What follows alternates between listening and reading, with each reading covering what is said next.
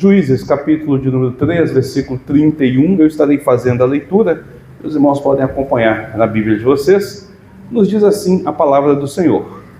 Depois dele foi Sagar, filho de Anate, que feriu os 600 homens dos filisteus com uma aguilhada de bois.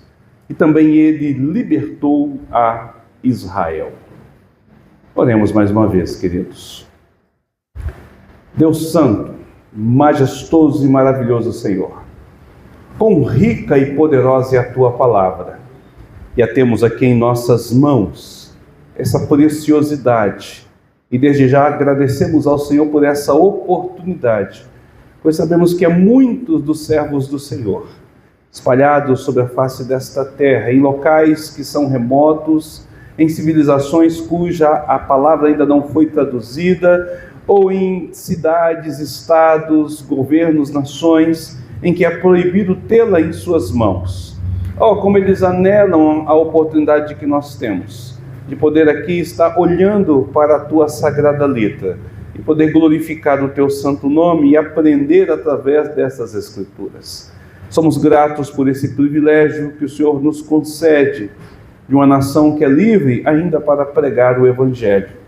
E nós queremos pedir ao Senhor, ó Deus, que nós não nos atemos do desejo e da ansiedade, e ousadamente nós nos achegamos ao Senhor, para que revele ao nosso coração a Tua vontade, o Teu querer, a mensagem direta e necessária às nossas vidas.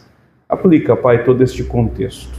Agora, Pai, que eu seja apenas um instrumento nas Tuas mãos, que através do poder do Teu Santo Espírito, os corações sejam alcançados e as vidas sejam de fato salvas. Opera, ó Deus, trazendo a mensagem eficaz do Teu Evangelho para cada coração e para cada pessoa, em nome de Cristo Jesus. Amém, amém. E amém. Meus queridos e amados irmãos, queridos e amados visitantes, uma das maiores armadilhas ao ler a Bíblia é isolar versículos. E como nós somos mestres nisso? Talvez por conta da forma como nós recebemos a mensagem, como por exemplo agora nós estamos lendo apenas um único versículo, talvez pela maneira errada que nós achamos que Deus vai estar falando exclusivamente, isoladamente ou esporadicamente nas sessões, ou talvez até pela introdução da teologia sistemática que visa justamente separar versículos para determinadas funções. Nós temos esse costume, não de ler a Bíblia de forma lexo-contínua, não a ler a Bíblia de forma direta, mas nós temos o costume, às vezes, de ficar soltando e pegando um versículo e outro, falando de uma parte e outra, e aí isso é um problema, porque nós acabamos tirando esse versículo do seu contexto, e com isso nós perdemos a profundidade do que o autor bíblico quer comunicar, daquilo que ele quer falar às nossas vidas. A forma correta de ler a Bíblia é como se ler cada livro, começando do início e indo até o seu epílogo, até o seu final, passando por toda a história. O livro de Juízes, ele é uma crônica, ela conta a história de um povo, ela narra as sessões e movimentos de um povo. E a palavra de Deus, ela não é exatamente essa coleção de frases soltas, ela é exatamente isso, uma narrativa teológica, um texto que é estruturado com propósito e com intenção. E Deus, na sua sabedoria e no seu poder, Ele vai usar os autores humanos para, através da própria forma redativa, da forma de criar, a trazer para nós essa realidade. Este é um exemplo claro no livro de Juízes. Se apenas lermos os versículos isolados, como nós o fizemos aqui, nós não perceberemos o seu ritmo narrativo. Não iremos perceber, por exemplo, o ciclo recorrente que há de Israel, indo e voltando, obedecendo e negligenciando, caminhando desta forma. Nós perderemos a arte do autor, do escritor deste livro, em construir a história, a forma como ele faz toda essa narrativa. Este é um dos motivos pelo qual a pregação expositiva lexo-contínua, ou seja, de forma contínua do texto, começando do primeiro versículo, indo até o último versículo do último capítulo, do final do livro, é a melhor forma de pregar e de expor a Bíblia. Porque a gente consegue não apenas conhecer toda a história e extrair boas lições disso, mas nós também podemos perceber o ritmo, podemos perceber a estrutura, a forma literária, a maneira como o livro vem acontecendo. Para aqueles que estão acompanhando desde o início do nosso estudo, quando nós começamos a expor, a partir do versículo 1, do capítulo 1, você irá perceber algo interessante. Os primeiros capítulos deste livro, os capítulos 1, 2 e 3 deste livro, eles são dinâmicos, eles são cheios de ação.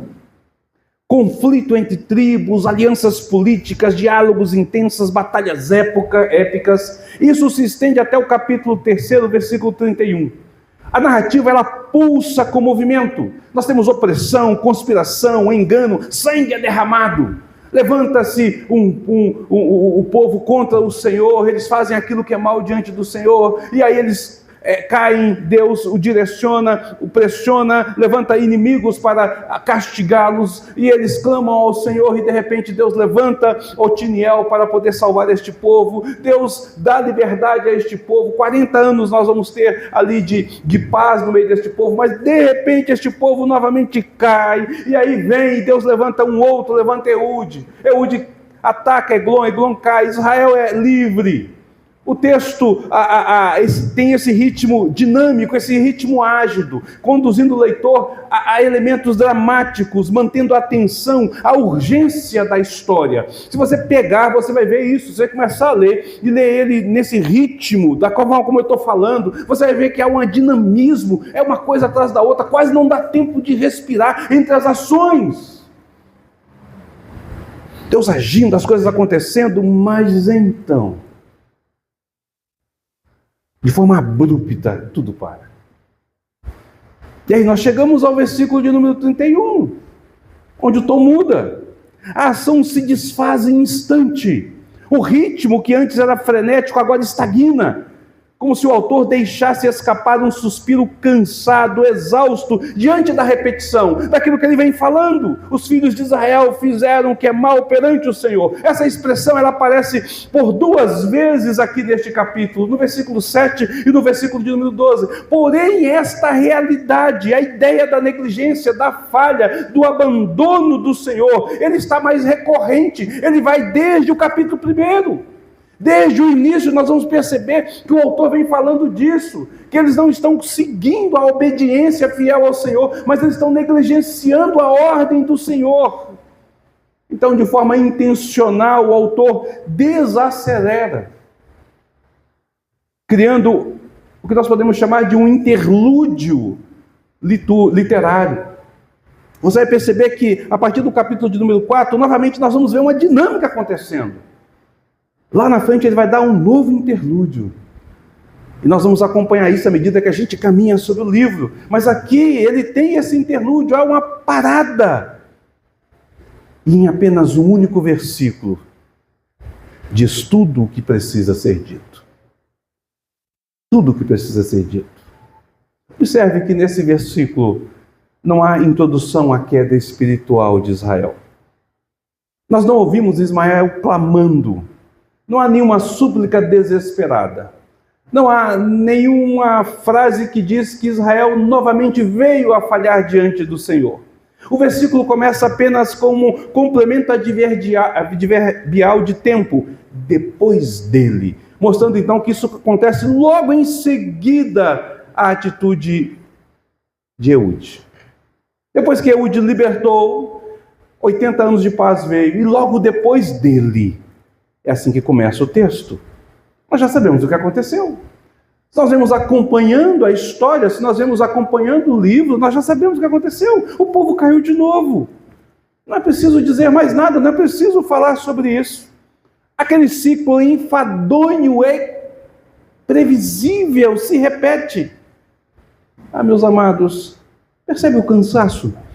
O enfado narrativo que nos é proposto. É como se o autor estivesse dizendo: mais uma vez? De novo? Será que este povo nunca aprende? Mas que povo rebelde, ingrato, impenitente, vicioso! Essa é a intenção do autor. E aí Deus mais uma vez levanta um libertador, mas desta vez sem alarde, sem grandes discursos, sem grandes detalhes. Apenas o nome, apenas um feito. Essa é a intenção do autor, nos levar à reflexão, à percepção de que um ciclo decadente e enfadonho que os filhos de Israel estão empreendendo nesta jornada chamada vida. Esta é a intenção dele. Geração após geração, era após era, ciclos repetitivos de completa insanidade, de uma loucura mesmo. E a lição não é nunca aprendida. Isso cansa.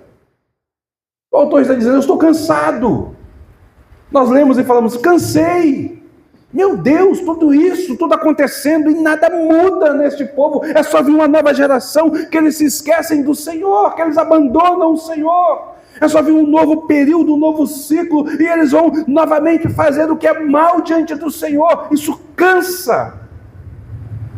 Essa é a intenção do autor, nos levar a essa percepção. Compreende isso, irmãos? Mas aqui, ao mesmo tempo que o autor nos leva a essa percepção enfadonha e cansativa da ação humana, nós também somos levados à longanimidade de Deus em ação.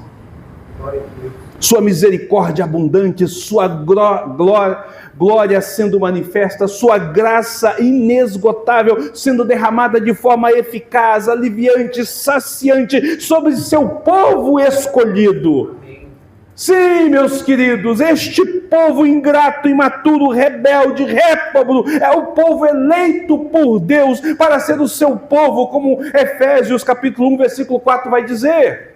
Escolhido não por conta dos seus méritos, não por conta dos seus feitos, não por conta da sua obediência, mas por sua exclusiva e perfeita vontade, pela exclusiva e perfeita vontade de Deus sobre este povo. Se antes Israel clamava por socorro, agora parece não haver mais clamor. É o que o autor quer nos dizer. A ausência textual do povo buscando o Senhor, clamando por libertação, parece expressar que eles estão afundando em sua própria negligência, se acostumando com a própria opressão. Há um silêncio, um total e absoluto e angustiante silêncio do povo. O peso dessa pausa deve nos atingir, porque este ciclo não pertence apenas a Israel, ele pertence a nós. Todos nós já experimentamos momentos em que a vida parece tropeçar. Seguimos em velocidade máxima, até que de repente tudo estagna. Para.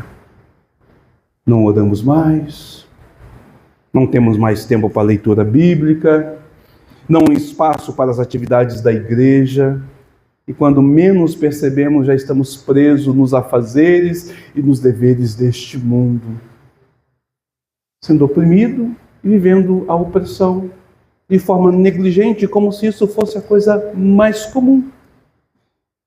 Em vez da oração, TikTok, WhatsApp, Instagram. Em vez da leitura bíblica, séries, doramas, programas esportivos. Em vez da igreja, trabalho, lazer, cansaço. Sem que menos nos demos conta, já estamos enredados, afundados, consumidos por este mundo que seduz e que nos prende, oferecendo apenas lampejos de alegria e prazeres que logo se desfazem. Mas nós não percebemos isso. E continuamos vivendo a vida desta forma. Então, assim como os filhos de Israel, gradativamente, nós também caímos na negligência. São pequenas concessões, pequenas distrações, pequenas permissões para que o pecado entre e se instale. E antes que percebamos, nós não clamamos mais. Deus continua sendo Deus. Ele continua agindo, operando, governando, ele continua sendo o nosso Deus, mas nós não clamamos mais. Apenas sobrevivemos à opressão do dia a dia, a frieza espiritual se torna uma rotina para nós, a apatia toma conta do nosso coração. Mas esse marasmo, nessa apatia espiritual, mesmo em meio a isso, às vezes vem raios furtivos de luz nessa penumbra da cela em que estamos. Minúsculas centelhas de esperança, elas tremulam diante da escuridão. Porém, nós já não nos sentimos capazes, já não nos julgamos fortes o suficiente, nem hábeis o suficientes para romper as correntes, para, enfim, nos libertarmos dos grilhões que nós mesmos colocamos em nossas próprias vidas. É isso que acontece com Israel. Eles abandonam o Senhor e Deus, deixam ele à sua própria sorte, então os inimigos tomam conta dele. E eles estão presos, e agora eles estão presos novamente. Depois dele, depois de Eude, depois de 80 anos de paz, tudo repete e o povo está calado. Ninguém percebe, ninguém clama, ninguém se levanta, dizendo: meu Deus, o que está acontecendo? Meus amados, este versículo traz na narrativa de uma geração inteira, mas atrás de modo silencioso, sem alarde, sem fanfarra, quase que sussurrando, apenas para nos lembrar que mesmo quando Israel não pede ajuda, Deus ainda governa a história. Ele é quem governa a história. A intenção do autor é nos levar à percepção de que o Senhor, e apenas o Senhor, é o agente ativo da história, é quem faz a história, é quem conduz a história, que através do seu poder, do seu compromisso pactual, da sua aliança com este povo, e apesar deste povo serem daquilo que ele é, o Senhor age, o Senhor liberta, o Senhor transforma. Amém, Senhor. Oh, quão grandioso é esse nosso Senhor! Aquilo que o texto não traz, mas deixa de forma implícita, revela a nossa condição diante de Deus. Nós somos um povo rebelde, nós somos um povo reprovado, um povo negligente, mas nós também somos um povo amado e cuidado por Deus. Aqui neste versículo nós temos apenas 3 personagens de forma ativa que estão atuando no versículo. Nós temos os filisteus, que são os opressores, os algozes. Não se fala dele da forma como ele age, mas no capítulo 5, versículo 6, no Cântico de Débora, ela vai falar que no tempo de Sangar e de Jael, as pessoas não caminhavam pela rua principal, pelas estradas principais, porque elas estavam tomadas pelos filisteus. Elas tinham que ir pelas periferias, mostrando o poder que ele vinha e a dureza que agia. Nós podemos conhecer um pouco mais sobre o quão poderoso e o quão terrível era este povo e a estratégia que ele usa para oprimir a Israel. Quando nós lemos, por exemplo, que lá em Samuel, quando fala sobre Saul, é nos dito que no tempo de Saul não existia espadas nas mãos do levante, daqueles que se levantavam com Saul, a não ser Jonas e Saul tinham espada, porque não existia ferreiro em Israel. Os filisteus não deixavam a profissão se estabelecer, todos os ferreiros eram filisteus, e quando eles tinham que amolar as suas lanças, as suas enxadas, os seus ancinhos, as suas foices, eles tinham que ir até o estado vizinho e fazer essa amolagem, porque eles não sabiam fazer, foi eliminado diante dele. Então, é essa opressão que nós estamos vendo. Este povo está oprimido, está nas mãos dos filisteus. Eles não podem trafegar pelas ruas principais sem ser atacado e sem ser ofuscado e ter que pagar os tributos. Eles não podem ter certas profissões, porque isso daria a eles liberdade, então eles não vão ter isso. Esse é um dos personagens. O outro personagem é Sangar.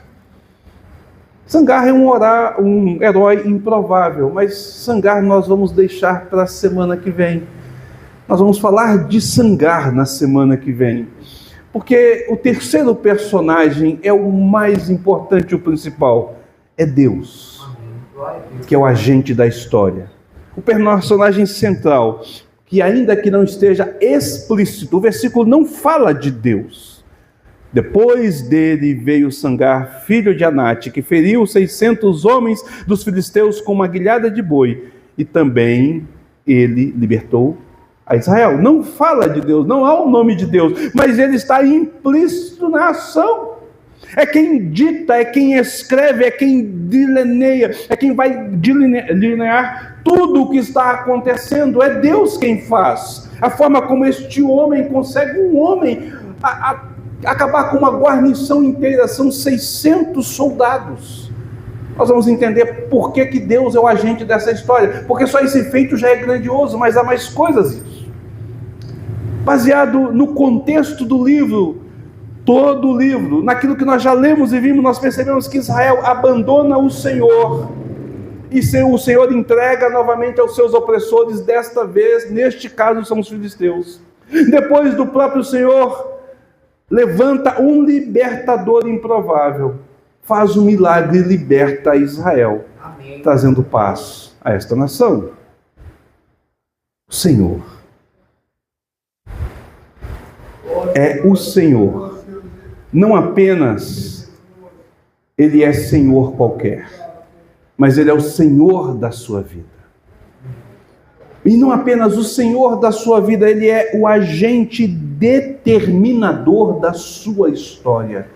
É Ele quem escreve, quem conduz a sua história. Meu querido, se você é um cristão autêntico, genuíno, se você realmente entregou a sua vida para o Senhor, você tem um Deus que está trabalhando para e em você, mesmo que você não esteja atento a isso. Mesmo que você se encontre escravizado pela apatia, Ele tem poder para libertá-lo e trazê-lo para perto de si. Ainda que ao olhar do mundo isso pareça impossível, improvável, inalcançável. Deus está agindo em silêncio. E você, que é um crente, de fato, apenas precisa descansar nele e esperar a sua ação. Não depende de você, do que você pensa, do que você quer, do que você age. Israel não fez nada, nem clamou, mas Deus levantou o libertador. Deus está agindo em silêncio. E Deus age sem alardes, levantando o improvável para ser o nosso libertador. Sua libertação acontece mesmo em meio ao marasmo, mas sem espetáculos, sem grandes feitos, apenas na vida comum da igreja. Deus trabalha em nosso meio apenas com a vida comum da igreja, apenas com a leitura, com a oração. Isso já é tudo o que é necessário para que Deus opere o seu milagre em nós. O Senhor é especialista em agir no imperceptível, no silêncio do mundo. Não foi assim com Jesus? Pense comigo. Quando nós pegamos a Bíblia e nós começamos a ler, e chegamos ali no Evangelho, nos Evangelhos, nós temos a impressão de que o mundo está todo agora voltado com atenção para o nosso Senhor Jesus. Que todo mundo está olhando para o seu ministério terreno, que todo mundo está preocupado com a morte na cruz, com a sua ressurreição ao terceiro dia. Quando nós lemos o Evangelho, dá a impressão que Israel está no centro do mundo e todo o movimento do mundo está acontecendo em direção a ele. E todas as atenções, então, é voltada para o grande e poderoso Rei, o Messias, o Senhor, o nosso Remidor. Ainda que o texto dos Evangelhos não está dizendo isso. Nós o lemos com essa perspectiva porque o cristianismo se tornou a religião mais poderosa e mais influente no mundo ocidental. O mundo em que nós vivemos, é normal se ouvir falar de Cristo. Contudo, entretanto, todavia, quando nós vamos para a história geral, para a história da humanidade, do ser humano, e buscamos as referências sobre Jesus, o Mestre, o Messias, seja nos escritos antigos dos gregos, da época do próprio Jesus, seja nos escritos romanos, onde Jesus estava inserido no contexto do Império Romano, ficamos decepcionados, pois vemos que este grande Senhor passou pela história terrena sem alarde, sem fanfarra, sem alvoroço. Se formos então para as nações que já existiam e não faziam parte deste entorno, que não foram dominadas ali pelo Império Romano, Índia, China, os países africanos, os países nórdicos, os celtas, os druidas, fica pior ainda, porque nem menção de Israel tem, nem fala qualquer coisa. Eles não estão preocupados, não é um personagem histórico importante. Israel não é nada na história universal, no início daquele contexto, neste primeiro ano, nessa primeira realidade, naquilo que é chamado pela Bíblia de plenitude dos tempos. Que plenitude dos tempos é esta? Que o mundo não se atém, que o mundo não sabe. Então Israel é um nada, e Jesus é como Sangar, apenas um interlúdio, uma pausa, que nem sequer é percebido entre tantos eventos humanos importantes. Olhe para a sua Bíblia, veja aí, versículo de número 30 do capítulo 3, nos diz assim: assim foi Moabe subjugado naquele dia, sob o poder de Israel, e a terra ficou em paz 80 anos. Solta o versículo 31, vai para o versículo 1 do capítulo 4. Os filhos de Israel tornaram a fazer o que era mal perante o Senhor, depois de falecer Eude. Dá a impressão que o versículo de número 31 não existe, porque o versículo de número 30 termina com Eude morrendo e a paz de 80 anos. E o versículo 1 do capítulo 4 começa exatamente onde termina, aonde está Sangar nessa história. É um interlúdio, é um apêndice. Isso não está citado lá no capítulo 5, numa canção que é feita da vitória. É que Débora vai falar dele, mas não vai falar da vitória dele, vai falar do que acontece no período dele. Ele é silêncio, ele é invisível, ele é totalmente silencioso na própria história de Juízes. Então, quando nós lemos de forma rápida e abrupta, nós nem lembramos que existe um Sangar. Jesus, na história da humanidade, é Sangar. Uma pausa que não é percebida diante de tantos os eventos humanos que estão acontecendo. A menos que você tenha a história da Bíblia nas suas mãos, você não o verá na sua vida transeunte. Você não o verá enquanto ele caminha sobre a terra, você não o verá no seu nascimento, você não o verá na sua morte, você não o verá na sua ressurreição. A história não fala disso. O maior historiador de todos os tempos, o mais antigo historiador, que é Joséfo, fala de um certo Jesus que passou pela Palestina. O próprio judeu não faz essa realidade. Contudo, queridos, contudo, ele é o Messias, ele é o Cordeiro de Deus que tira o pecado do mundo, o libertador do seu povo, o Senhor a quem todo joelho um dia se dobrará. Ele é este. O Senhor é o agente, o escritor da história universal, e Ele enviou o seu Filho naquilo que é chamado de plenitude dos tempos, para ser o nosso Salvador, para ser o nosso Senhor. Meus amados irmãos, não podemos deixar ser engolidos por este inimigo, não podemos deixar avançar a conquista dele sobre as nossas vidas. Antes nós precisamos, não pela força, não pela nossa habilidade, mas na confiança e na força do nosso Senhor, que já nos libertou das trevas, que já nos livrou da morte eterna, viver essa liberdade conquistada. É isso que nós precisamos de fazer. Não deixe que este enfadonho ciclo se repita sobre a sua vida. Quem são os seus inimigos? Talvez esteja dentro da sua casa, talvez um cônjuge, talvez um filho, talvez o trabalho, talvez as corridas do mundo, talvez a necessidade pelo prazer. pela satisfação.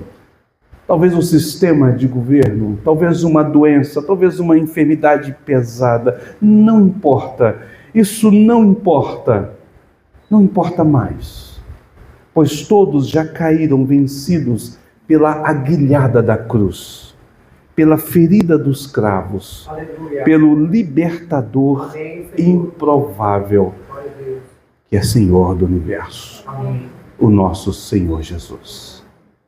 Jesus diz em João 8,32, e conhecereis a verdade, e a verdade vos libertará. É através do conhecimento desta verdade que nós experimentamos a verdadeira libertação, em que nós somos, de fato, atuados, envolvidos, acalantados, saciados por este Deus bendito. Qual é a sua luta, querido? Qual é o seu inimigo? Quem tem se levantado? Ele já caiu. Ele já foi derrotado. Você pode não estar percebendo, mas a cruz é a vitória. A ressurreição é o pódio. Somos vencedores, mais do que vencedores. O mundo não pode contra você. O mundo não pode abalar a sua fé, não pode tirar isso de você, porque isso pertence ao Senhor. E mesmo que você não clame, Ele já agiu, Ele já operou, Ele já fez. Basta você apenas confiar em tudo o que Ele está fazendo. Baixe sua cabeça, querido, feche os seus olhos. Eu quero convidá-la nesse instante a ter um momento de introspecção. Que você possa olhar para dentro de si, diante das lutas e dificuldades que você tem enfrentado. Você possa clamar ao Senhor, pedir a Ele que derrame da graça e da misericórdia sobre a sua vida. Vamos ter alguns instantes de oração silenciosa.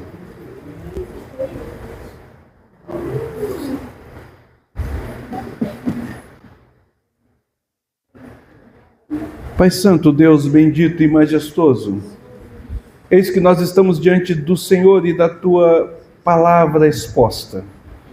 Aqui o Senhor nos traz a esperança e a segurança de que nós somos salvos em Ti. Que em o Senhor nós somos verdadeiramente livres, libertos, transformados, mudados, e o mundo não pode nos prender.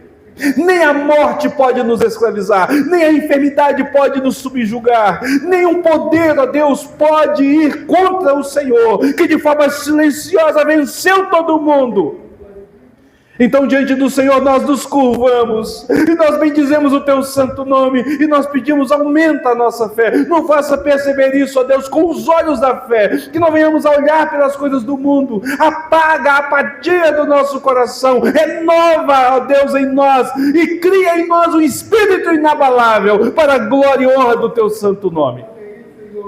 Toma as nossas vidas nas Tuas mãos, Senhor, opera sobre cada um de nós, em nome de Cristo Jesus. Amém. Amém. E amém. Meus amados irmãos, nós estamos chegando ao final de mais um ajuntamento solene. Mas nós não podemos passar deste momento sem conhecer aqueles que estão nos visitando. Então nós temos aqui um casal que está ao lado do Wagner, acredito que seja convidado do nosso querido Wagner. Queria que ele apresentasse esse casal para a igreja. O irmão Azeu e a irmã Luciane, são da primeira igreja. Ah, que bênção, maravilha, que bênção. Sejam bem-vindos. Deus possa abençoar grandemente a vida de vocês. Ao lado da nossa irmã Lourdes também tem uma jovenzinha ali, né? Como é que é o nome dessa jovem? Melanie. Seja bem-vindo, Melanie. Deus abençoe você, tá certo? Os demais não são visitantes. Nós estamos com um casal que também veio a primeira vez com o nosso irmão Wagner, né? E aí teve um tempo aí impossibilidade de estar, mas que estão novamente conosco. Agora, eu não vou lembrar o nome de vocês. Eu sou péssimo nisso. Sara e Miro. Sejam bem-vindos, querido, novamente ao nosso meio. A esses que estão nos visitando, nós temos algo a dizer. Vamos lá, igreja? Sejam bem-vindos em nome de Jesus e voltem sempre. Amém. Esta igreja está com a porta e o coração aberto para recebê-los. São muito bem-vindos em nosso meio, tá certo? Se vocês quiserem acompanhar a exposição do livro de Juízes, eu te faço o convite para estar no próximo domingo. Nós vamos dar continuidade com este sermão, com esta parte, e depois seguir até o final do nosso livro, tá ok? Também nós temos as nossas atividades aqui na igreja. Nós estamos fazendo cultos nos lares. Então esse mês nós estamos tendo alguma dificuldade com as quartas-feiras. Quarta-feira que vem nós não teremos culto aqui na nossa igreja, porque nós vamos estar fazendo uma reunião na casa do nosso irmão Mateus e da nossa irmã Thelma, né? Aí nós vamos estar indo lá para a casa dos nossos irmãos. Se você quiser saber mais informações, depois do culto você nos procura, que a gente vai estar orientando vocês, tá certo? Mas nós vamos estar fazendo esse trabalho lá. E no sábado, às 5 horas da tarde, nós temos um culto na casa do nosso irmão Lucas, né? A nossa irmã José e a nossa irmã Altemira vai estar recebendo a igreja. Então, por conta desses dois cultos que a gente vai ter nas casas, a quarta-feira nós suprimimos o nosso culto para que todos possam, então, participar destes eventos, né? Para não ficar muito cansativo e puxado para os irmãos. E nós temos a nossa escola bíblica dominical, todo domingo às 9 da manhã. Nós estamos estudando aqui sobre o breve catecismo, né? O tema é Entendendo o Breve Catecismo. Vamos colocar de pé para a gente poder estar orando mais uma vez? E hoje eu já vou convidar os nossos irmãos do louvor para vir aqui à frente, porque após a bênção apostólica, nós vamos encerrar com um cântico, tá certo? Um cântico que fala sobre comunhão, fala sobre família. Nós estamos no mês da família e este cântico fala sobre este tema. Então nós vamos fazer a oração e impetrar a bênção, e após a bênção, então, os nossos irmãos já estarão conduzindo a igreja neste cântico.